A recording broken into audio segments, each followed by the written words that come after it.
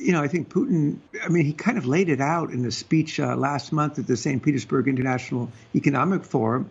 He talked about economic hardship react as a result of energy problems in Europe, leading to social conflict, leading to the rise of populist parties who would be more favorable to Russia. And as he said, a change in elites in Europe. And what his aim is to crack the alliance. And so, as I think Secretary Brouillette was just saying, I mean, the next few months are going to be really tough.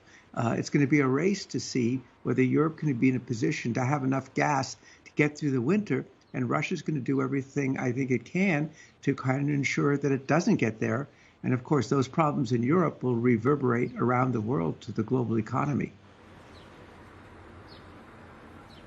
Absolutely. And one of the questions that all of us are going to be asking over the next 48 hours is whether Joe Biden will get anything with regards to the oil question in his meetings with Saudi officials here, as well as other Gulf Arab nations. Where do you see those conversations headed? Well, if I can jump in, I think obviously it's not only oil on the table. There are three other things on the table. One is named Iran, the second is named Russia, and the third is named China. And I think President Biden's there is to try and say the U.S. wants, is kind of been stepped aside from the Middle East since his administration came in. And he wants to say the U.S. is still there, particularly with these other issues. But clearly, oil is on his mind. And I think one of the questions will be how much spare capacity is there in the region? I would think that they're not going to say, oh, you're here today and tomorrow we'll turn on more oil.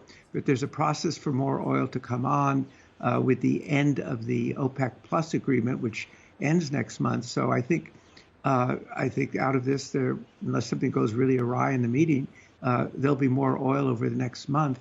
But it won't, I think given the spare capacity, it's not going to be a huge amount.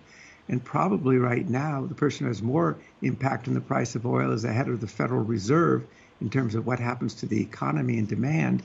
But yes, I think there will be more oil that comes out of this and an effort to sort of restart what has become a very frayed U.S.-Saudi relationship.